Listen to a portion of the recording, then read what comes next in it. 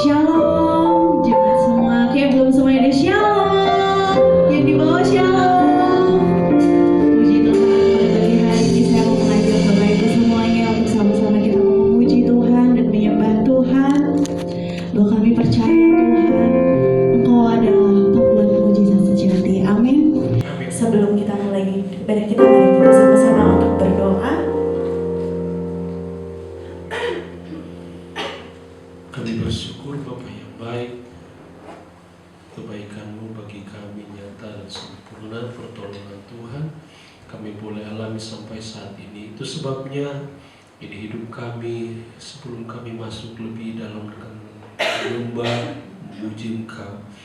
Lalu kami mohon Kau kuduskan kami, basuh kami dengan kuasa darah-Mu, sehingga kami boleh layak Tuhan untuk memuji, menyembah, terlebih menikmati kebenaran-Mu, menikmati firman-Mu, bahkan menikmati tubuh dan darah-Mu.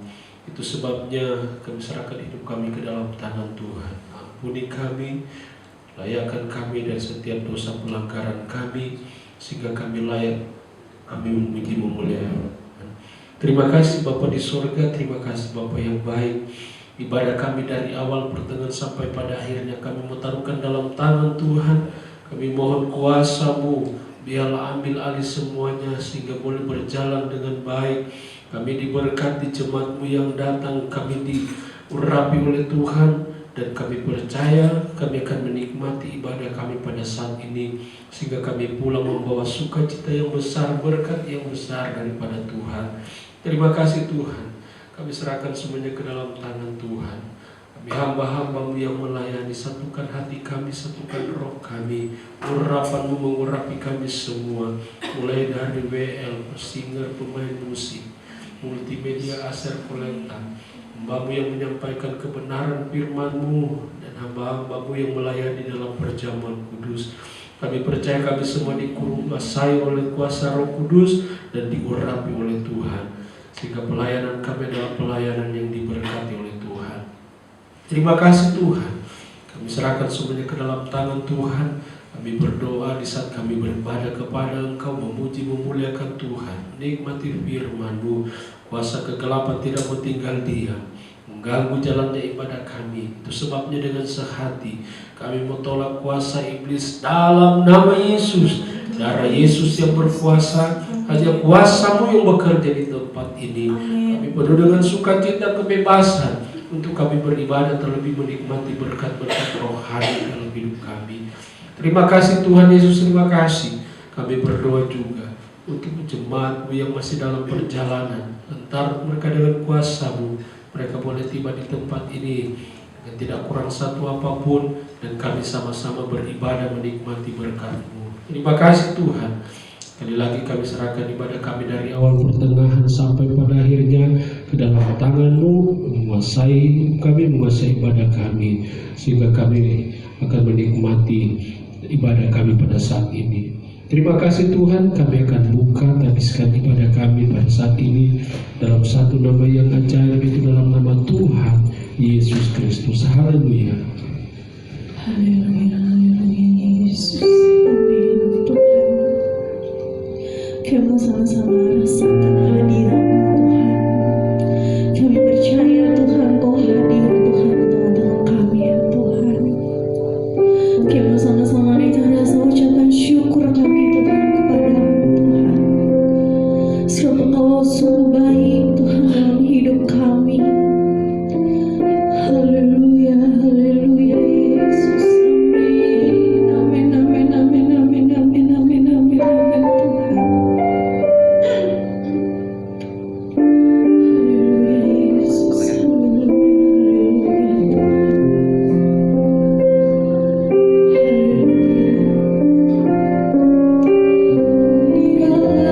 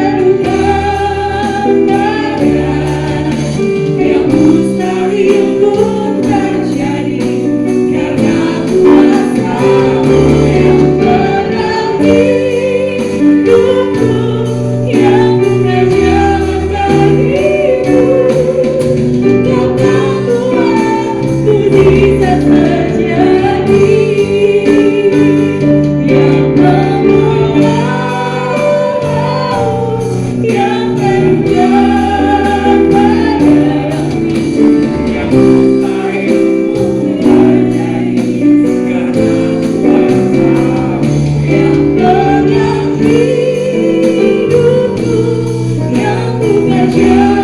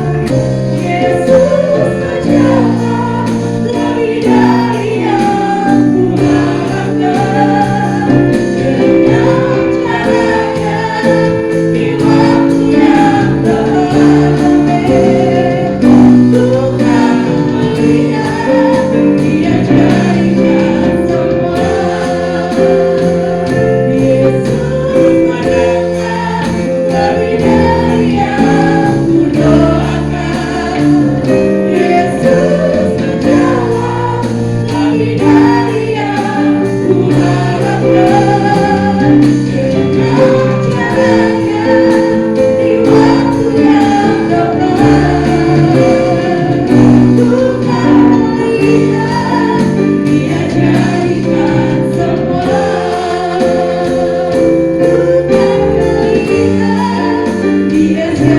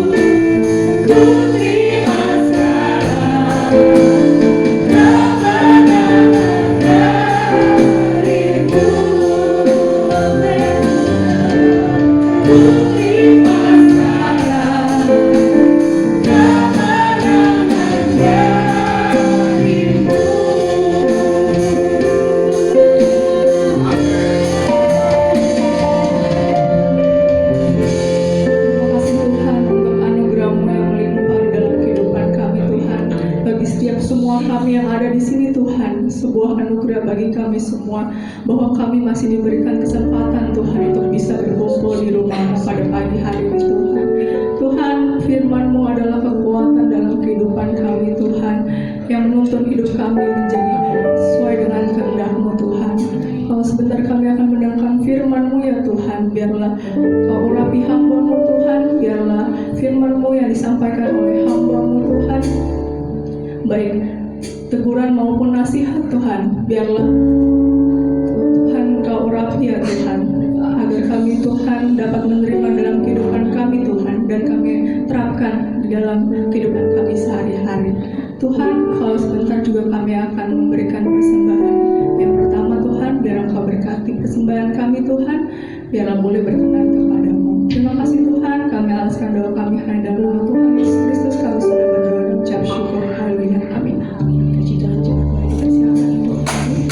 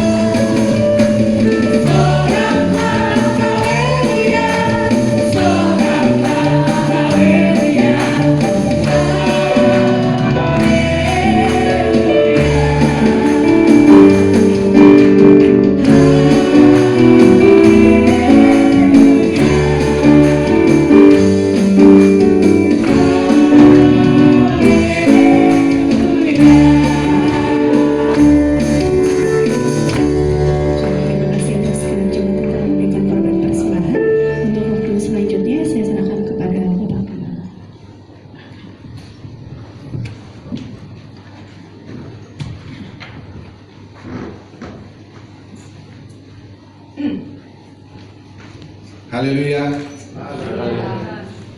Salam sejahtera dalam kasih Tuhan kita Yesus Kristus. Ya saudara, kita hari Minggu pertama, tentunya kita ada di tahun 2025. Ya, kita bersyukur kita boleh ada di tahun 2025 ini. Semua karena anugerah Tuhan. Oke saudara, sebelum kita terima perjamuan kudus, kita akan baca firman Tuhan. Mari saudara, kita bangkit berdiri, lantai bawah juga bangkit berdiri.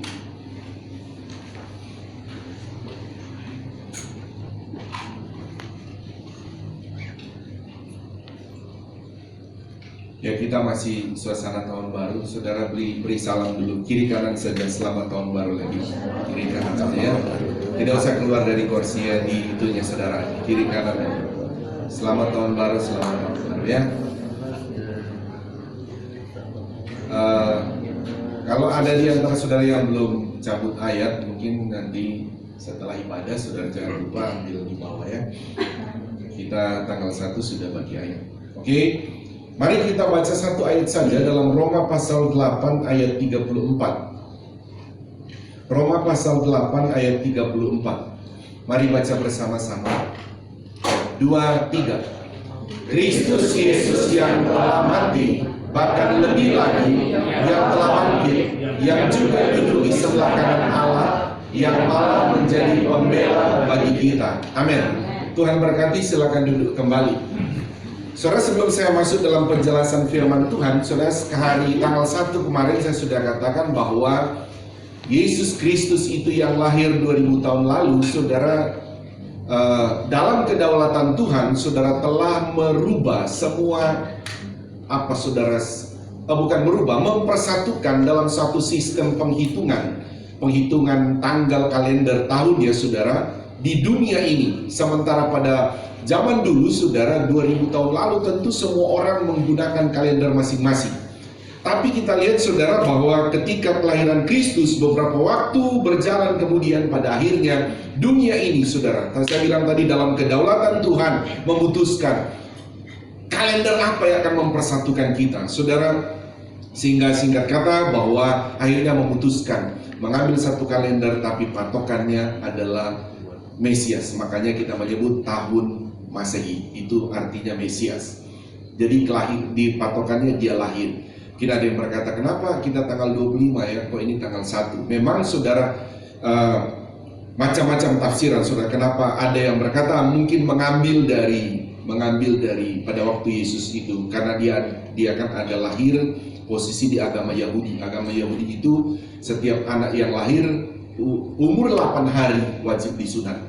Jadi mungkin dihitung dari sunatnya Yesus itu, saudara ya. Kadang-kadang dari tanggal 25, 26, 27, 28, 29, 30, 31. Nah, tanggal 1-nya hari ke-8.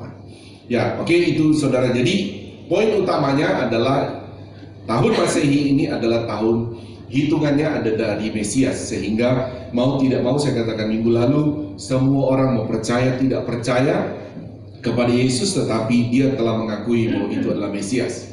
Oke, saudara. Nah, kita sudah bahas poin pertama. Dalam topik yang sama saya akan bicara tentang Immanuel atau Allah menyertai kita di tahun 2025 ini.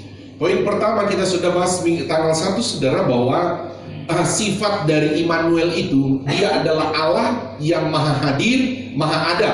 Itu sifat dari Immanuel. Jadi sesuatu yang bagi orang abad pertama saudara melihat, kok manusia tapi kok Allah. Nah gitu saudara. Ini kok yang lahir itu manusia tapi Allah. Makanya saudara, Alkitab memberikan informasi tentang anak yang lahir itu, sifatnya dia itu Allah, sifatnya dia itu maha hadir.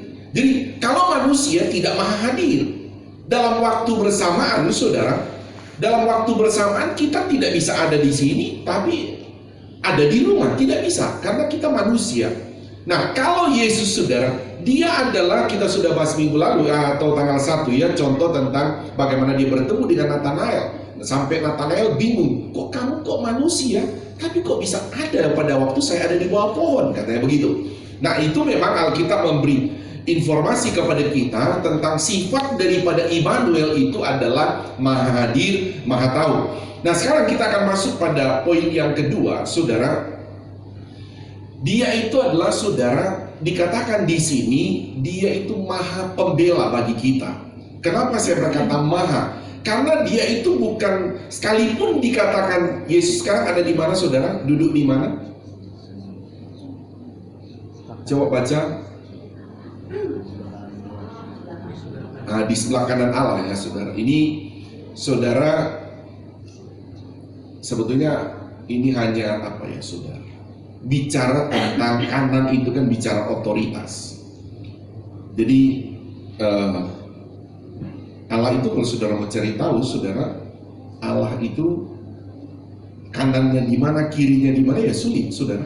Karena dia memenuhi semua alam semesta. Ya mana kiri, mana kanan. Nah, ini hanya suatu bahasa bagi kita untuk memahami bahwa bagaimana Yesus yang lahir di Bethlehem itu, yang punya dua natur, ada manusia, tapi dia punya otoritas terhadap alam semesta ini. Itu maksudnya tentang ayat ini, saudara. Jadi jangan saudara juga berimajinasi seolah-olah Allah ada di sini, Yesus di kanan begini, saudara, sehingga oh kanan jasmani kita, ya.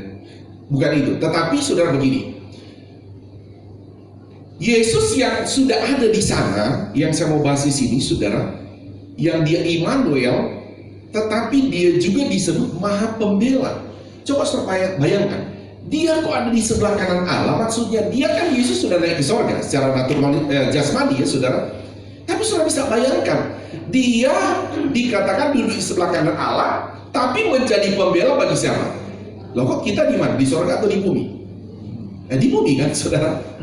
Di bumi. Tapi kita melihat di sini saudara bahwa Allah Immanuel yang berkata itu Allah menyertai kita, atau Yesus itu saudara memang dia adalah Allah yang dikatakan menjadi pembela bagi kita. Nah, kita akan lihat saudara, pembela dalam hal apa saudara? Nah, kalau kita lihat saudara, kalau dia ini sifatnya adalah pembela untuk membela kita dalam hal apa? Oh, ada orang mau pukul saya, nanti dia bela saya. Bukan itu maksudnya, saudara. Karena di hadapan siapa, saudara? Dia jadi pembela bagi kita di hadapan Allah. Nah, kalau antara kita dan Allah, hubungannya apa, saudara? Oke, itu anak. Tapi hubungannya adalah begini. Kalau Yesus pembela bagi kita karena apa? Biasanya begini, saudara. Saudara tahu pembela biasanya ada di mana? Kalau di sidang-sidang itu, di pengadilan ada apa, saudara? Siapa pembela? Bukan. Jadi kalau saudara kan dia adalah pengacara, kan begitu, saudara? Sebagai pembela, dia pengacara. Saya pernah bilang lalu, saya pernah hadir dalam suatu sidang, saudara, terus si pengacara. Jadi saya sebagai saksi meringankan. Jadi si pengacara ini, dia sebagai pembela yang terdakwa begitu. Terus saya diajarin dia bicara, Bapak pendeta bicara begini-begini, ya. Tapi ketika sudah masuk di ruang sidang, sudah saya hakim sini, saya duduk di sana, terus penontonnya semua atau yang hadir sidang di belakang. Wah, buyar semua, sudah. Ketika hakim tanya, oh, saya buyar, nah gitu.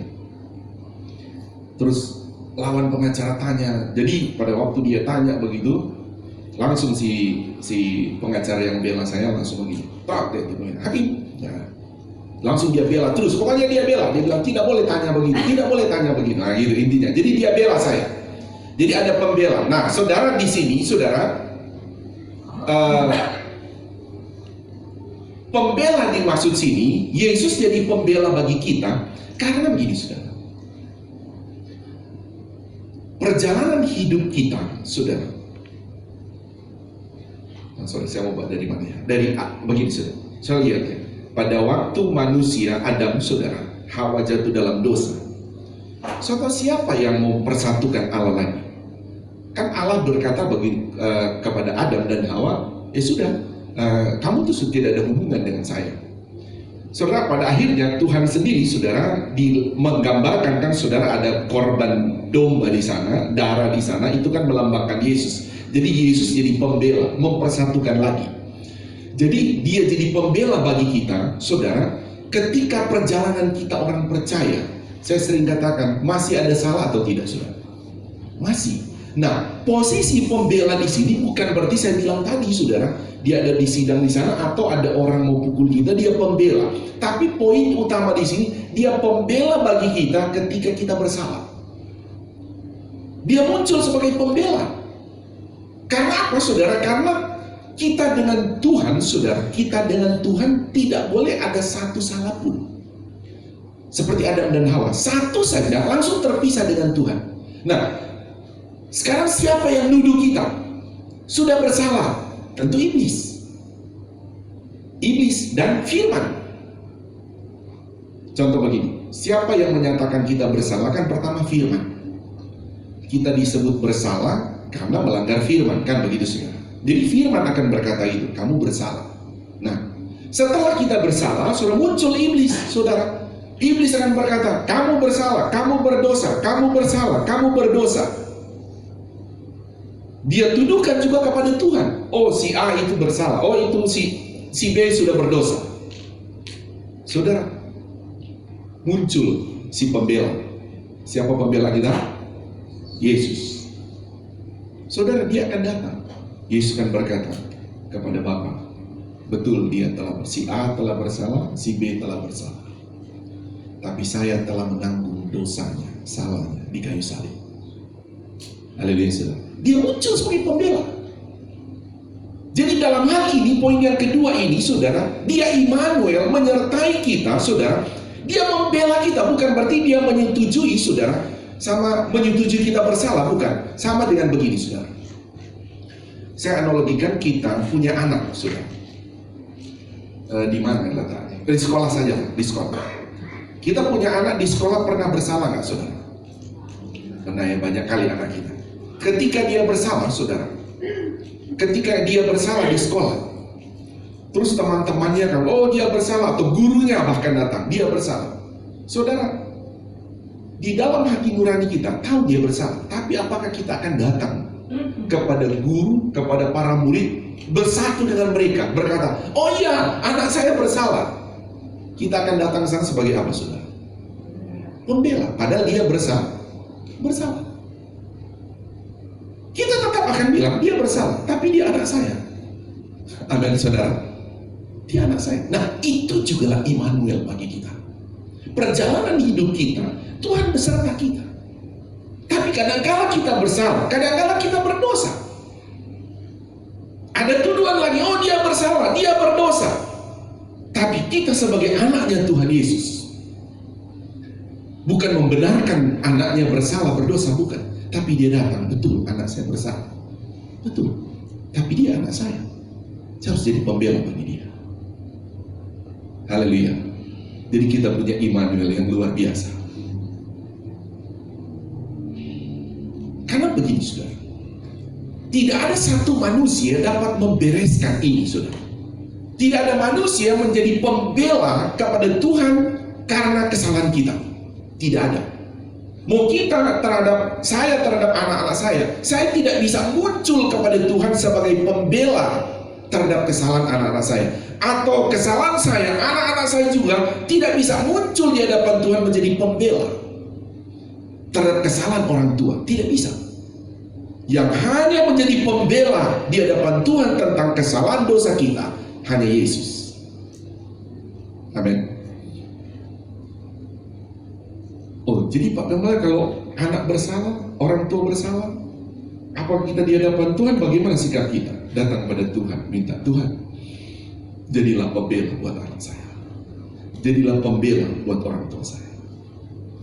Haleluya, saudara. Karena memang pembela di hadapan Tuhan dalam hal hubungan dosa hanya Tuhan.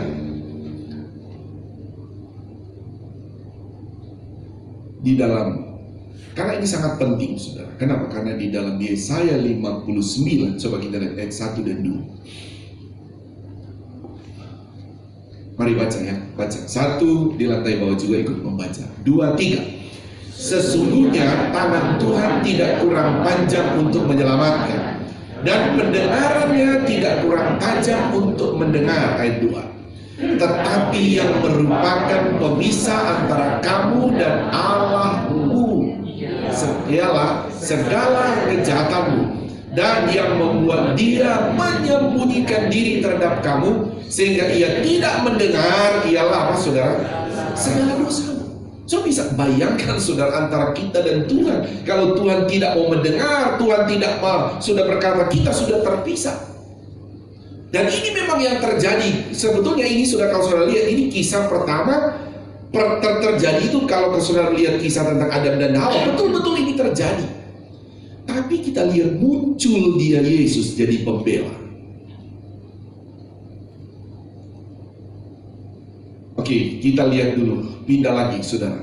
Kita pindah lagi, saudara, karena saya bilang bahwa urusan dosa ini kan, saudara, memang menjadi apa, saudara? Menjadi titik utama, saudara, di dalam Alkitab. Yesus datang itu lahir ke bumi untuk apa, saudara? Menyelesaikan ini, untuk datang jadi pembela bagi kita. Haleluya, saudara. Karena memang tidak ada lagi manusia yang bisa jadi pembela, hanya manusia Allah. Jadi Yesus itu kan manusia Allah, bukan apa ya? Jadi yang saudara kenal dia, satu sisi Allah, satu sisi manusia, yang sangat sempurna. Dan tujuan dia lahir 2000 tahun lalu memang adalah untuk datang membela kita, menebus kita, dan dia berdiri sebagai pembela. Saya bilang tadi bahwa sekarang dia ada di sorga, dikatakan tadi, berada di sebelah kanan Allah, menjadi pembela bagi kita. Kenapa dia harus menjadi pembela? Karena memang perjalanan hidup kita masih ada salah, masih ada dosa, masih ada salah. Tapi karena iman kita, mulut kita tetap berkata Engkau adalah Tuhan, Engkau adalah Juru Selamat, tetap dia muncul sebagai pembela bagi kita. Mari kita masuk dulu pada Matius 9 ayat 6. Matius 9 ayat yang ke-6. Mari kita baca bersama-sama. 1, 2, 3.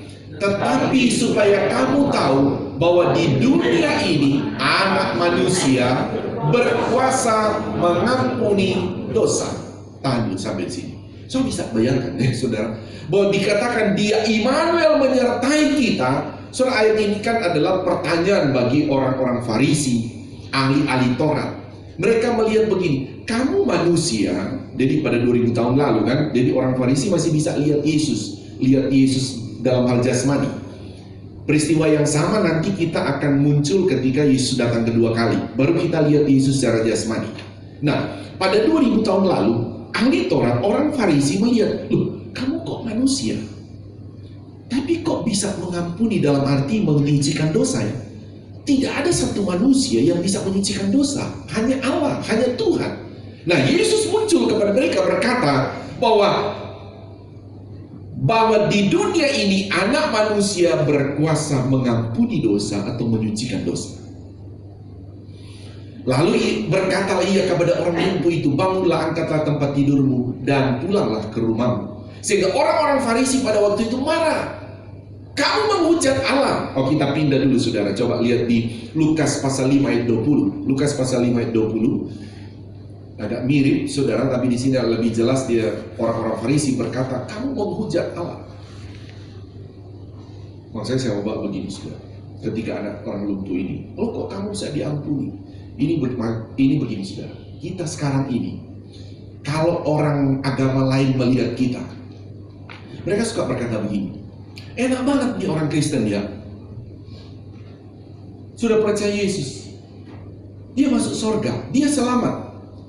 Tapi perjalanan hidupnya, dia bersalah, dia berdosa. Kok tetap dia selamat ya? Kok tetap dia diampuni dosanya ya? Sama dengan ini saudara. Jadi anak ini ketika itu mereka tuduh dia. Oh, enggak boleh kayak begitu. Tapi memang ini sistemnya Tuhan, caranya Tuhan. Karena memang kalau tidak demikian, ya tidak ada satu orang bisa masuk surga. Kalau seandainya kita berpikir seperti agama seberang, enak banget nih orang Kristen nih, kalau sudah percaya Yesus kok dia melanggar firman, kok masih tetap masuk surga? Apa alasan kita saudara? Ayat pertama tadi, karena Yesus jadi pembela. Makanya selalu saya bilang, sekali Yesus tetap Yesus. Jadi Yesus ini sebagai Immanuel menyertai kita saudara. Bukan hanya menyatakan mujizat, tetapi dia jadi pembela bagi kita. Coba kita pindah di ayat saya bilang tadi. Benar ini ya. Mari bangkit berdiri, lantai bawah juga bangkit berdiri. Ada 3 ayat ini. Kita baca sampai 21, nanti lompat ke ayat 24. Baca 1, 2, 3.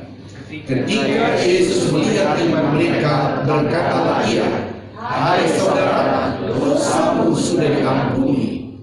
Tetapi ahli-ahli Taurat dan orang-orang Farisi berpikir dalam hatinya, siapakah orang yang menghujat Allah ini? Siapa yang dapat mengampuni dosa selain daripada Allah sendiri? Tahan dulu ayat ini. Silakan dulu. Terima kasih. Saudara, kalau saudara lihat, orang Farisi dan ahli Taurat berkata, siapa orang ini? Jadi mereka hanya melihat Yesus dalam natur manusianya. Tidak bisa melihat dia dalam natur Allahnya. Kok orang mengampuni dosa? Kok orang, maksudnya dalam konteks ini menyucikan dosa ya? Kok orang bisa menyucikan dosa? Yang bisa menyucikan dosa hanya Allah saja. Tapi Yesus memberikan pernyataan bahwa dia itu menyucikan dosa. Kenapa? Karena dia itu Allah. Jadi orang Farisi berpikir begini, kalau kamu menyucikan Allah, berarti kamu ini menghujat Allah, karena hanya Allah yang bisa menyucikan dosa. Atau dalam arti kata, oh kalau begitu kamu berkata kamu itu Allah. Jadi sebetulnya saudara, Yesus memang satu sisi menyatakan dia itu Allah, tapi dengan bahasa yang tidak berkata begini, aku ini Allah. Karena apa saudara? Karena orang Israel tidak boleh saudara, tidak boleh menyebut memang nama Allah dengan sembarangan ya. Coba pindah ke ayat 24 dulu, ayat 24. Ayat 24. Baca 1, 2, 3. Tetapi supaya kamu tahu bahwa di dunia ini anak manusia berkuasa apa? Mengampuni dosa. Sampai situ saja. Saudara, kalau dia bukan Allah, di dunia ini loh saudara, dalam waktu bersamaan, seandainya loh saudara, di dunia ini sekarang, seandainya saja ya 1 miliar bersamaan orang percaya Yesus, terus dalam waktu bersamaan 5 juta orang percaya berbuat dosa, dalam waktu bersamaan juga 5 juta ini bersama-sama minta ampun. Tuhan, saya minta ampun, saya sudah berdosa, sucikan saya dengan darah. Tuhan sucikan nggak, saudara? Sucikan. Dia Immanuel. Perhatikan tadi, menyertai kita 5 juta ini. Saya bilang 5 juta tadi ya. Saudara bisa bayangkan, dia ada loh bersama dengan orang ini untuk mengampuni dia.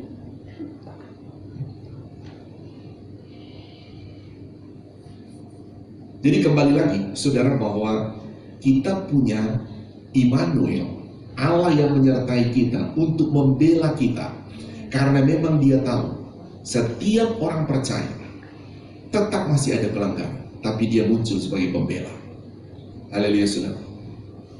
Kita sebagai orang tua tidak pernah mengajarkan juga atau menyuruh anak kita berbuat salah, melanggar dia di sekolah, aturan-aturan, tidak. Tapi di dalam alam bawah sadar kita, tentu sebagai pengalaman-pengalaman kita yang sudah lebih jauh dari anak-anak, kita sudah tahu anak saya pasti akan ada pelanggaran. Tapi di dalam nurani kita yang murni punya anak, kita tidak akan pernah muncul sebagai pihak yang menuduh anak kita. Ada di pihak orang menuduh, tapi kita akan muncul sebagai orang tua yang membela anak kita. Demikian juga Tuhan kita. Dia Immanuel yang ada beserta kita. Saudara yang selamat Tuhan, tidak pernah mengajarkan kita untuk melakukan yang salah. Tapi kita kadang-kala bersalah. Tapi ketika kita bersalah, dia muncul sebagai pembela bagi kita. Haleluya, saudara. Itu Tuhan. Nah, makanya saudara Islam Tuhan, saya coba ajak saudara membaca satu ayat lagi, saudara, dalam kitab Ibrani pasal yang keempat, ayat 16. Jadi bagaimana dia menceritakan antara imam pada waktu di bait Allah, dan dia juga menjadi imam besar bagi kita orang percaya. Jadi kalau imam di bait Allah, dia hanya ada terbatas bagi orang Israel.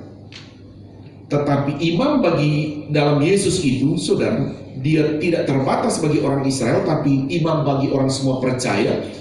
Tetapi saudara, kalau imamnya orang Israel, dia adalah mengampuni ke belakang dosanya.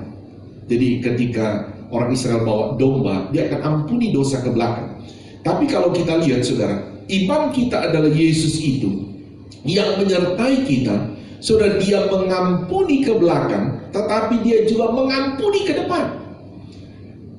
Jadi maksudnya begini, saudara, ayat ini akan menjelaskan kita bahwa bukan, jadi begini, kita semua di sini, kira-kira ini hari Minggu, oke, 1 minggu ke depan, semua kita di tempat ini, kira-kira kita akan ada bersalahnya nggak, saudara? Ada kan, saudara? Nah, ini yang dia menjelaskan. Jadi Yesus sudah tahu nggak, saudara, kita akan bersalah? Dia tahu kan, saudara? Tapi posisi dia pengampunan itu bagi kita belum, tetapi bagi Tuhan dia itu sudah jadi imam besar pembela bagi kita ke depan. Tapi bukan berarti kita sedang berpikir, oh saya mau bersalah. Nggak boleh, Tuhan nggak pernah ajarkan itu. Tapi di dalam kedaulatan kemahatauan Tuhan, saudara, dia sudah tahu si A, si B kita di sini lusa ada bersalahnya. Tapi dia juga tahu bahwa kita sebagai orang percaya akan berkata, Tuhan ampuni saya bersalah. Mari kita baca dulu ini. 1, 2, 3. Sebab itu marilah kita dengan penuh keberanian menghampiri tahta kasih karunia, supaya kita menerima rahmat dan menemukan kasih karunia untuk mendapat pertolongan kita pada waktunya. Terus, tadi Ibrani berapa kita baca ya? Ayat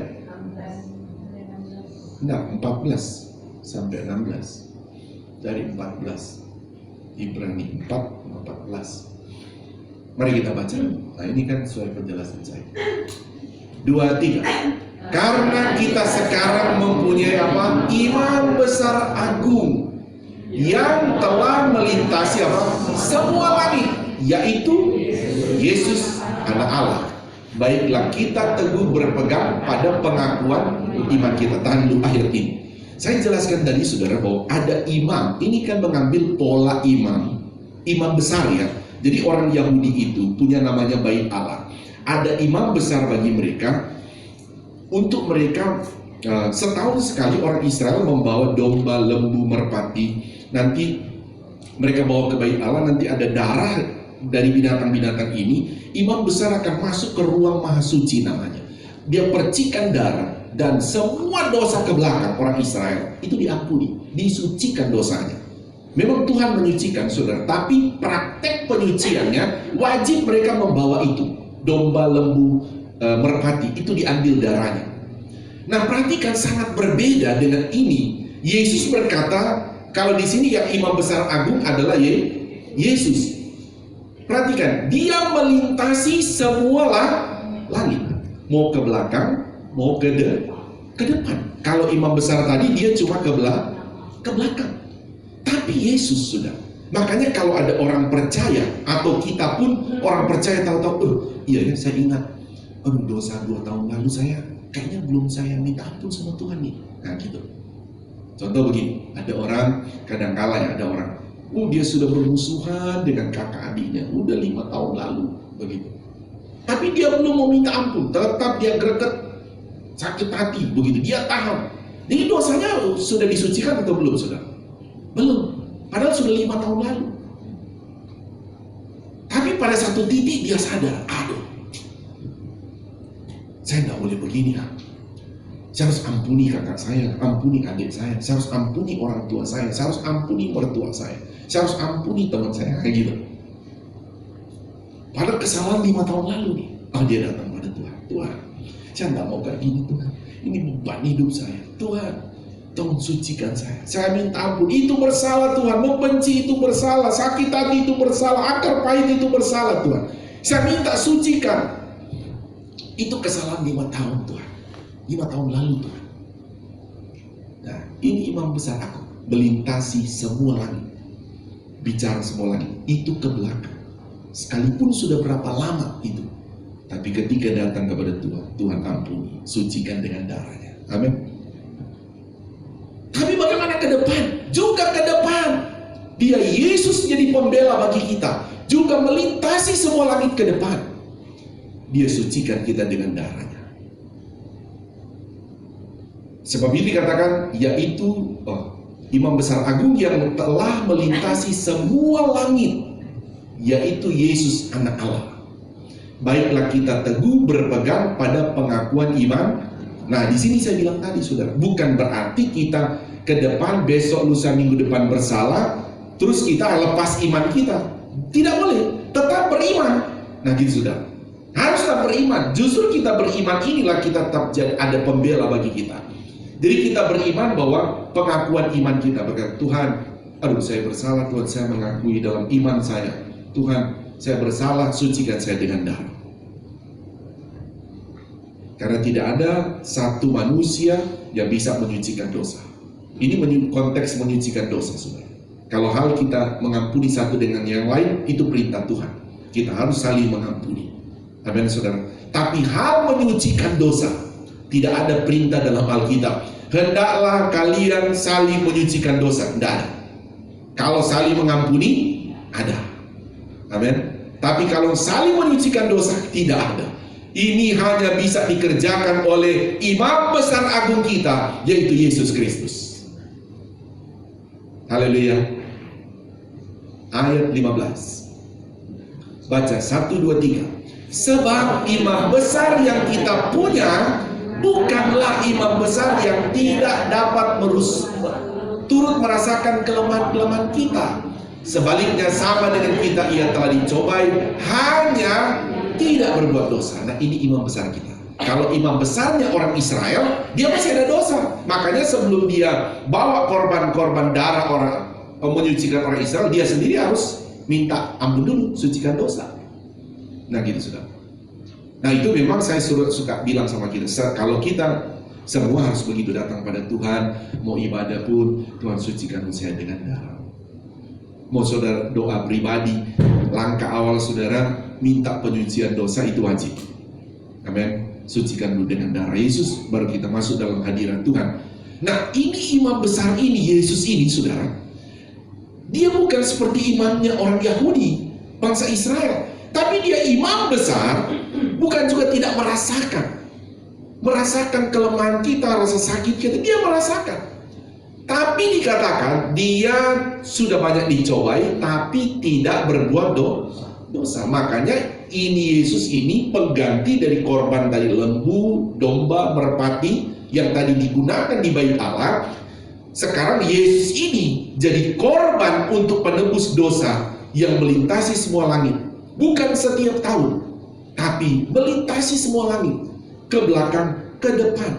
24 jam darah anak domba Allah buat kita jadi pembela bagi kita. Haleluya, saudara. Jadi kapanpun, makanya saya bilang, kapanpun kita tidak seperti orang Israel. Mereka itu kalau mau bawa domba untuk menyucikan dosa, kalau menyucikan dosa sekarang itu tunggu. Nanti mereka itu di bulan Paskah, di bulan apa kita ini? April. Udah tunggu nanti April baru boleh bawa. Dia tergantung dia punya kekayaan. Kalau kamu orang kaya bawa lembu, kalau kamu orang setengah kaya bawa domba, kalau kamu orang miskin bawa merpati. Intinya diambil darahnya nanti. Itu hanya setahun sekali. Tapi kalau bagi kita, saudara, kalau orang Israel tadi kan mereka bawa, nanti imam itu masuk ke ruang masuci untuk jadi pembela bagi mereka kan. Tapi kalau kita, saudara, tidak ada.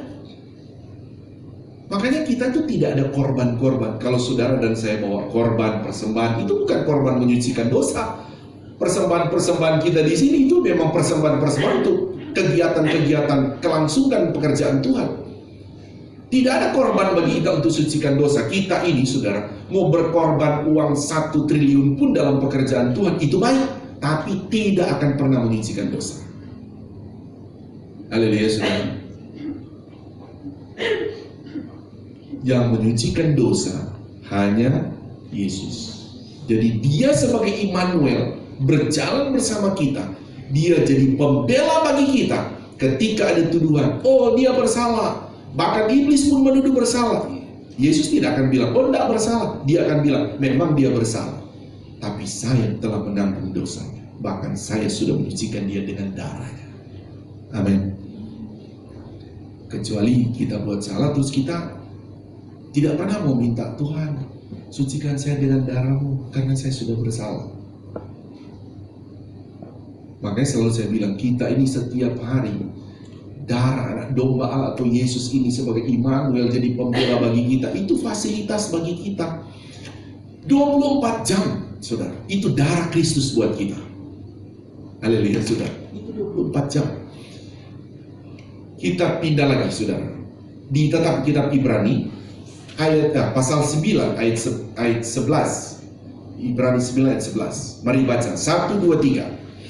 Tapi Kristus sebagai pemasangan hal yang katakan dia dalam menjelaskan yang besar dan yang yang bukan dibuat berharga, artinya dia tidak terus. Tahan dulu ayat ini. Sekalipun saya sudah jelaskan tadi. Tapi Kristus telah datang sebagai imam besar untuk hal-hal yang baik yang akan apa, saudara? Datang. Saya sudah bilang tadi. Kita sekalipun kita sebagai manusia masih ada di sini, belum berbuat dosa di hari besok dan hari lusa karena kita belum ada di sana. Tapi di mata Tuhan dia sudah lihat kita berdosa. Tapi itu pun dia sudah melintasi ke sana. Haleluya, saudara. Kedaulatan darah Kristus ini sudah ke sana. Sudah ke sana. Di hal-hal yang akan datang dia sudah di sana. Bahkan dia berkata, ia telah melintasi kemah yang lebih besar. Jadi kalau bicara kemah ini, jadi begini, orang Israel dulu ini pada waktu keluar dari padang gurun, setelah diperintahkan Tuhan bikin kemah. Jadi kemah itu, ya kalau saudara biasa berkemah ada ini, pindah-pindah istilah. Jadi kemah itu baru ada ruang suci, ruang maha suci. Mereka bikin kayak kotak gitu ya. Lalu sudah sempat ditampilkan di sini ya. Baru nanti ujung-ujungnya jadi permanen, yaitu bait Allah. Kalau dulu kemah berpindah-pindah. Nah, ini dikatakan Yesus menggambarkan, dia menceritakan dari kemah semenjak dari Musa, begitu saudara, dari perjalanan Israel dari Mesir dari padang gurun di Mesir baru masuk ke tanah Kanaan. Nah, itu mereka punya kemah. Jadi mereka melintasi setiap kerajaan-kerajaan itu, saudara. Hari ini pindah, berjalan lagi, pindah, kemah dibongkar, begitu. Jadi bongkar pasang itu kemah. Tapi kalau Yesus dia berkata, aku telah melintasi semua. Dia bukan lagi kemah itu, dia itu adalah kekal. Kemah yang lebih besar dan yang lebih sempurna, saudara. Yang bukan dibuat oleh tangan manusia. Jadi kemah itu kan dibuat tangan manusia. Tapi kalau dia, jadi intinya bukan kemahnya, tapi di dalamnya itu ada persembahan-persembahan, korban-korban itu tadi, korban penebusan. Nanti Harun itu akan masuk ke dalam bait Allah jadi pembela bagi orang Israel pada waktu di padang gurunnya. Itu Harun, saudara, supaya orang Israel jangan dihukum karena dia sudah berdosa. Dia muncul sebagai pembela. Tapi dia itu terbatas. Tapi Yesus itu, saudara, dia melintasi semua itu. Karena dia itu adalah dia melintasi, dia itu bukanlah ciptaan manusia, bukan buatan manusia, tapi dia itu adalah memang adalah Allah sendiri yang menebus kita sampai kekekalan. Terus satu ayat lagi, lanjut lagi. Mari baca 1, 2, 3. Dan yang pertama sekali selama-lamanya kudus untuk membawa darah pembacaan dan darah anak itu, tapi dengan membawa darah sendiri dan dengan itu mendapat keputusan yang tetap. Nah, ini saya bilang. Jadi saudara paham ya, kalau orang Israel tadi bawa darah domba lembu merpati ya, saudara. Tapi ini darahnya siapa dia bawa, saudara?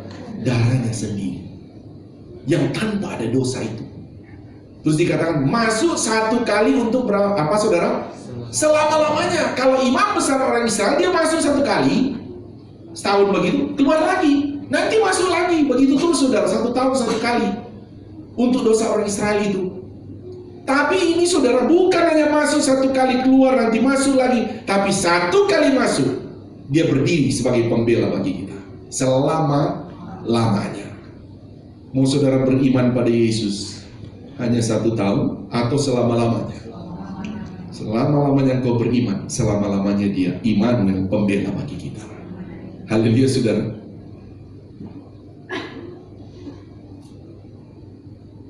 Dia membawa darah siapa, saudara? Darahnya sendiri. Makanya, saudara, kita balik. Saya akan selesaikan ini, saudara, poin ini, bahwa bagaimana dia Immanuel menjadi pembela bagi kita. Saudara, kasih dalam Tuhan, kita berjalan di tahun 2024. Tidak ada di hidup kita merencanakan untuk segala sesuatu yang negatif. Tentu semua rencana kita baik. Ada kesalahan-kesalahan, ada. Tapi kita tetap ingat, Yesus pembela bagi kita. Dia Immanuel bagi kita. Haleluya, saudara. Dan pembela ini, saudara, ini sesuatu yang sangat penting bagi kita. Kenapa, saudara, saya bilang ini sangat penting? Kami ini dikatakan dari Yesaya 59, itu akan menjadi pemisah bagi antara kamu dan Allah. Tapi karena ada pembela, ada Yesus Kristus, darahnya sendiri, dia bawa di hadapan Tuhan. Dia berkata, aku telah menebus dosa. Mau iblis pun yang nuduh, mau firman pun yang bilang dia bersalah, karena yang menyatakan kita bersalah hanya firman. Tapi Yesus sebagai pembela bagi kita. Dia tidak pernah berkata orang bersalah tidak bersalah. Dia bilang tetap bersalah. Dia sudah berdosa, tapi saya pembela bagi dia. Sekali Yesus tetap Yesus, dia Immanuel, menjadi pembela buat kita. Haleluya. Mari kita bangkit berdiri. Kita akan terima perjamuan kudus. Kita berdoa dulu. Yang bertugas perjamuan kudus maju ke depan.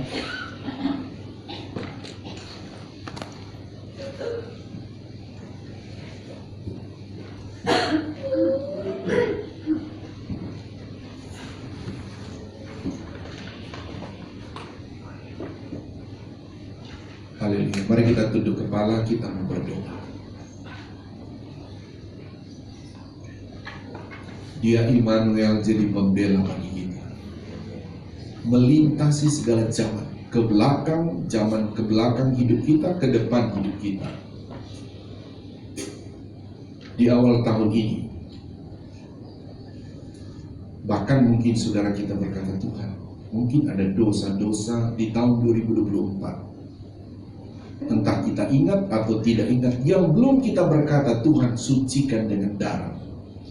Biarlah dalam kesempatan ini kita berkata, Tuhan, Engkau yang telah melintasi segala langit, segala zaman. Biarlah di hidup masa lalu saya, sucikan dengan darah. Sucikan dengan darah. Tuhan, sebelum kami masuk dalam perjamuan kudus, ampuni setiap salah dosa kami ya Tuhan di masa lalu hidup kami. Basuh kami semua dengan darah-Mu, baik kesalahan terhadap suami, terhadap istri, terhadap orang tua, terhadap anak, terhadap sesama kami. Tuhan, basuhlah kami dengan darah-Mu ya Tuhan. Basuh kami dengan darah-Mu. Engkau pembela bagi kami. Terima kasih Tuhan, kami akan masuk dalam perjamuan kudus ini. Dalam nama-Mu Tuhan Yesus kami berdoa dan bersyukur. Haleluya. Amin. Silakan duduk. Darahnya amat kuasa, sucikan dari dosa.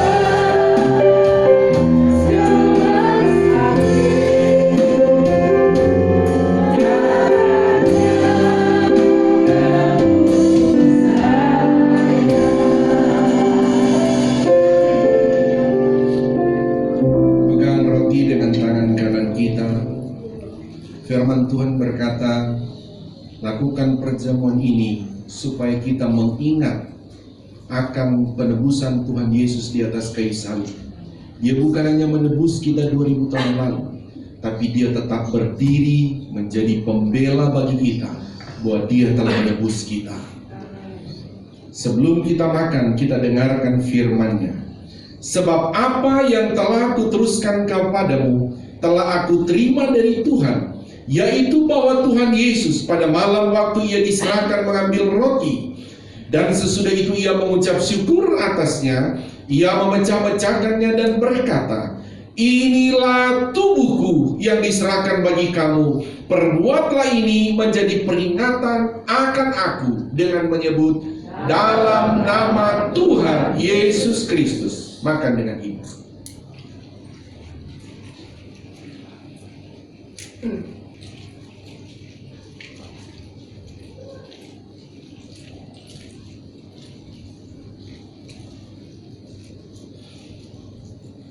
Pegang cawan dengan tangan kanan kita, dengar firman-Nya.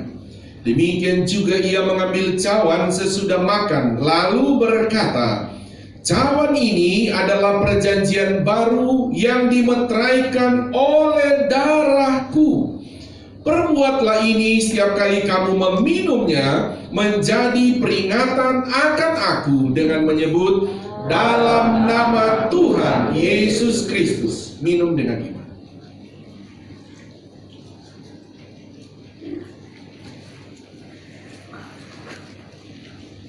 Mari kita angkat tangan kanan kita tanpa musik, nyanyikan pujian ini dengan secara suara. Darahnya amat kuasa. Angkat tangan kanan kita, taruh tangan kiri kita di dalam.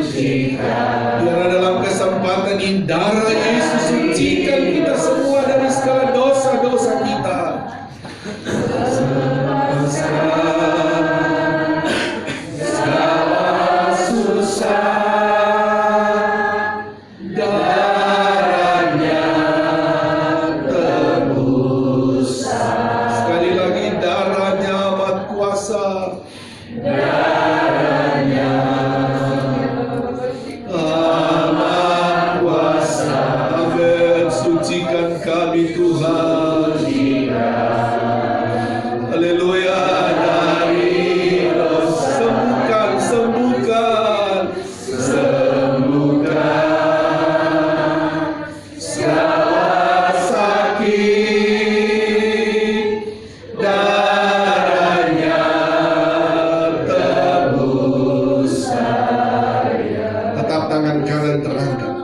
Setiap kita berkata, Tuhan sucikan saya dengan darah.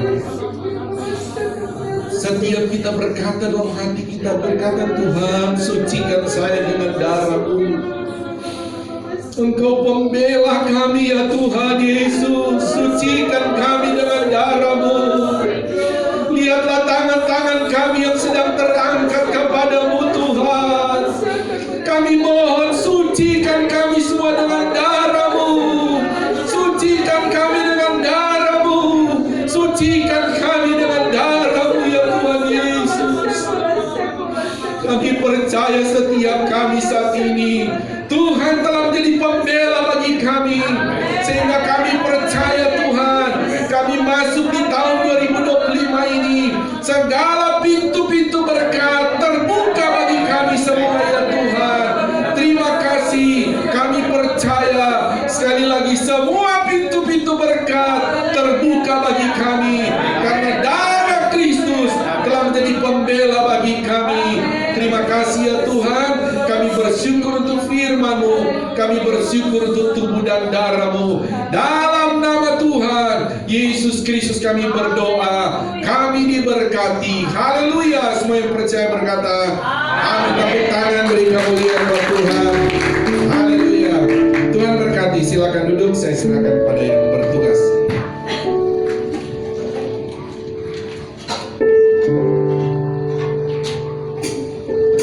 Tuhan semua yang merasa terberkati dengan firman Tuhan, amin. Tidak saatnya kita akan membawakan korban persembahan yang kedua. Petugas persembahan boleh maju ke depan. Nanti dengan kasih Kristus, saudara firman pimpin dalam doa persembahan. Baik, mari kita bersatu di dalam doa. Selamat pagi Tuhan Yesus, terima kasih Tuhan atas firman yang Engkau telah sampaikan Tuhan melalui hamba-Mu. Tuhan, saat ini kami akan melakukan korban persembahan. Tuhan, tolong berkati kami semua Tuhan, jemaat-Mu di dalam, baik memberi maupun belum bisa, semua tetap berkenan dalam nama-Mu. Doa ini kami panjatkan hanya di dalam nama-Mu Tuhan Yesus Kristus. Haleluya. Amin.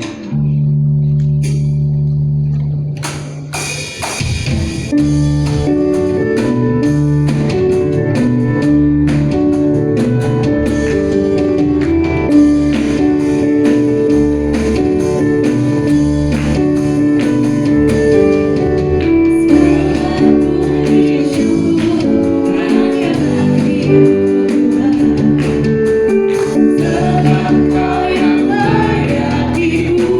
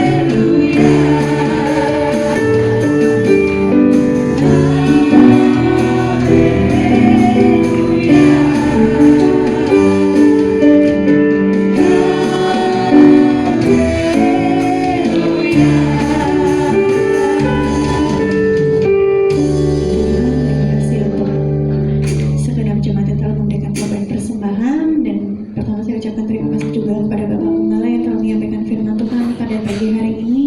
Dialah Tuhan berkati untuk setiap pelayanan, keluarga, dan pekerjaannya. Dan terima kasih juga untuk yang bertugas pada hari ini dari WL, Sinar, tim pemain musik, tim Asyar, tim multimedia, dan segenap jemaat yang telah hadir pada pagi hari ini sama-sama kita melayani Tuhan di tempat ini. Dan untuk waktu selanjutnya kita akan mendengarkan beberapa pengumuman untuk kegiatan dalam seminggu ke depan.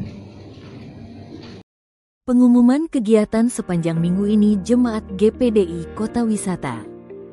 Hari Senin, ada doa dan puasa minggu pertama. Ibadah komsel akan diaktifkan kembali mulai tanggal 15 Januari di minggu kedua. Ibadah gabungan WSP dan Pelprip akan diaktifkan kembali mulai tanggal 17 Januari di minggu kedua. Hari Sabtu, ada doa pagi di gereja, dimulai jam 7 pagi. Ibadah YMB akan diaktifkan kembali di hari Sabtu, tanggal 25 Januari minggu ketiga. Minggu depan, jadwal ibadah normal seperti biasa.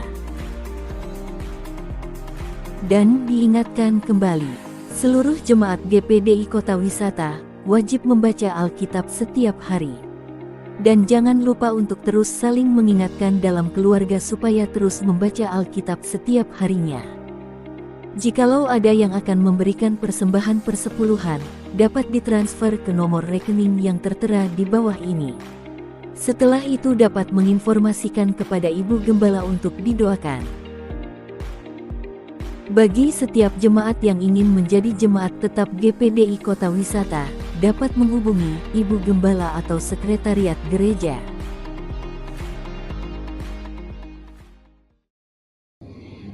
Ada tambahan dari Bapak atau Ibu Gembala? Baik, tidak ada. Sama-sama kita akan akhiri ibadah kita pada pagi hari ini. Mari semuanya untuk bangkit berdiri.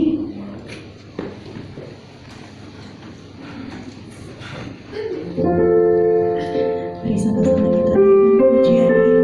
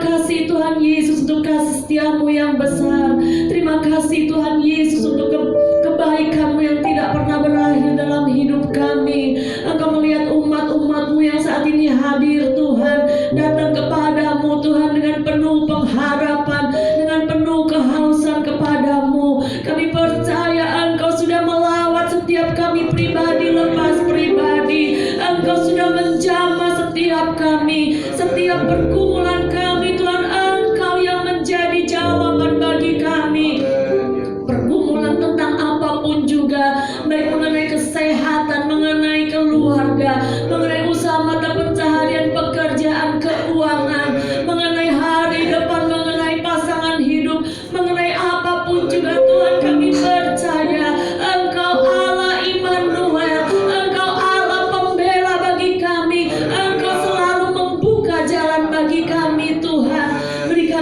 kami Tuhan kemampuan untuk terus Tuhan bergantung kepadamu, untuk terus mengandalkan Engkau, karena di dalam Engkau Tuhan ada jaminan yang pasti. Terima kasih Tuhan Yesus, terima kasih Roh Kudus. Kami percaya Tuhan, sekeluar kami dari tempat ini, kekuatan yang baru Engkau taruh dalam kehidupan kami. Menghadapi apapun juga kami akan kuat, karena kami punya Engkau yang selalu ada bagi kami. Terima kasih Tuhan Yesus, terima kasih Roh Kudus.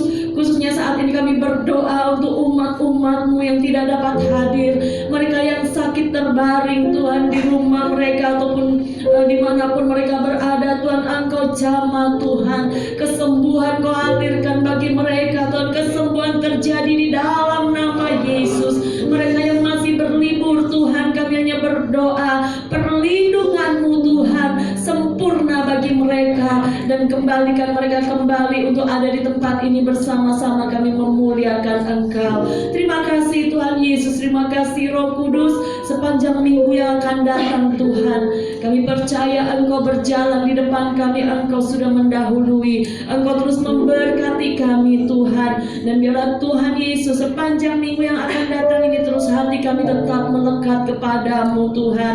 Dan kami juga berdoa Tuhan untuk pergumulan gereja ini Tuhan, mengenai rumah ibadah Tuhan. Di dalam pembangunan dibutuhkan dana, dibutuhkan banyak hal Tuhan. Kami percaya Engkau Allah Yehova Jireh, Engkau mengadakan apa yang menjadi keperluan kami. Dan kiranya Engkau memberkati umat-umat-Mu Tuhan, sehingga kami boleh menjadi berkat bagi rumah-Mu. Terima kasih Tuhan Yesus, terima kasih Roh Kudus. Ibadah sekolah minggu sebentar, ibadah nanti sore kami serahkan ke dalam tangan-Mu. Sebentar kami akan pulang ke rumah kami masing-masing. Tutup bungkus kami dengan kuasa darah-Mu. Tibakan kami Tuhan di rumah dengan selamat, dan kami boleh menikmati berkat-Mu. Kami mau menerima berkat yang daripada-Mu. Mari angkat kedua belah tangan kita.